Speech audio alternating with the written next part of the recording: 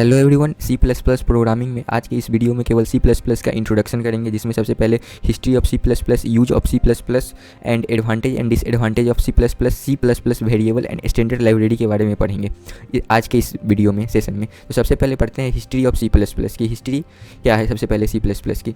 C plus plus is a multi paradigm language that support object oriented programming created by Bjarne स्टफ in 1983 Bell lab. CPP is the extension of C plus plus programming.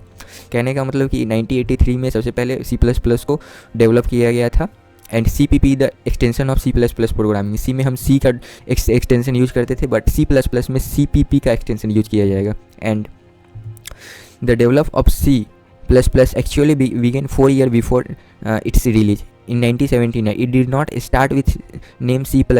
It start name was C with classes. कहने का अर्थ है कि सबसे पहले 1983 में C++ को C++ नाम दिया गया, बट उससे 4 years बिफोर उसका नाम C with classes था। In late 1983, C with classes was first used in 8080 internal programming need. Its name was changed C++ late in same year. Again, use of C++ language. C++ used to programmer to develop a computer software, and it is used to create a system software, and it is used to build driver for various computer device, and fourth is software for servers and software for a specific application, and last one it is used in creation of game. And again, advantages of C++. What are the advantages of C++? First is C++ is relatively low level and system programming language. It has a large community and it has relatively and mature standard, reusability and readability. And disadvantages of C++ programming. क्या है इसके खामियाँ? तो data is a global or local. It emphasizes on instruction but not on data. It can be generally heavy if not careful. Data is global. Data does not have security. Standard library के बारे में last. C++ standard library can be categorized into two parts. First is standard library and second is object oriented class library. तो सबसे पहले standard library क्या होता है? This library consists general purpose stand alone function that are not part of any class. The function library is inherited from C.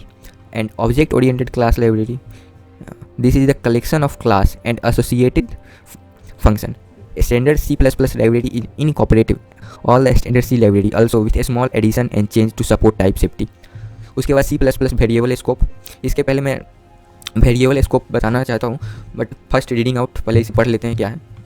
A scope is region of programming and broadly speaking there are 3 places where various can be declared. Inside a function block which is called local variable, in definition of function parameter which is called formal variable, outside the all function which is called global variable. तो सबसे पहले इसको programme के नज़रिए से देखते हैं।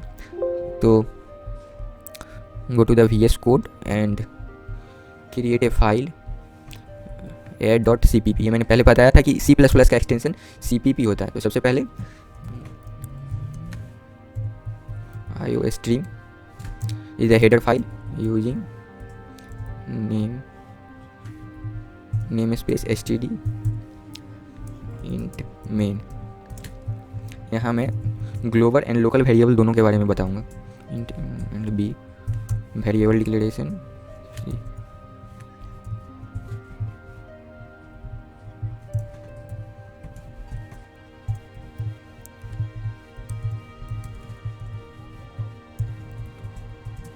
Return 0।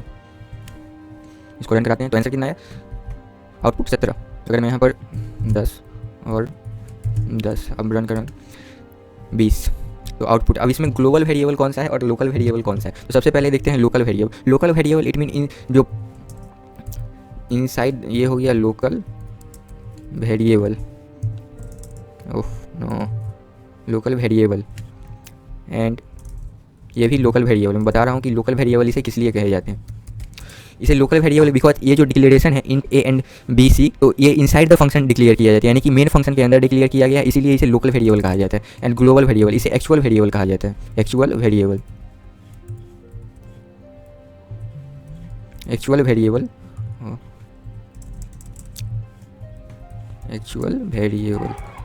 And outside the function declare, अब inside the main function declare किया गया इसीलिए इसे लोकल वेरिएबल, एंड आउटसाइड यानी कि हम यहाँ पर डिक्लेयर कर दें, यानी कि इंट जी। तो यहाँ पर जो डिक्लेयर किया गया है इसे हम ग्लोबल वेरिएबल कहेंगे, क्योंकि मेन फंक्शन के बाहर ये डिक्लेयर किया गया है, इसीलिए हम इसे ग्लोबल वेरिएबल कहते हैं। यही है लोकल वेरिएबल। और ये जो है ये हेडर फाइल हुआ इंक्लूड आईओ स्ट्रीम। तो IO stream is the header file input output process के लिए, एंड उसके बाद यहाँ पर सी आउट में प्रिंट करने के लिए यूज किया जाता है। बट यहाँ पर अगर मैं डबल कोट्स लगा दूँ तो ये हैज ए टेक्स्ट ले लेगा, जैसे यहाँ पर देखिए सी हैज ए टेक्स्ट, इसीलिए यहाँ पर इनपुट के लिए यहाँ पर डबल कोट्स को हटा कर करें तो यहाँ पर फिर आंसर 20 आ चुका है। अगले वीडियो में क्लास एंड ऑब्जेक्ट के बारे में पढ़ेंगे कि क्लास क्या होते हैं, ऑब्जेक्ट क्या होते हैं। तब तक के लिए धन्यवाद और लाइक एंड सब्सक्राइब करते वीडियो के लिए।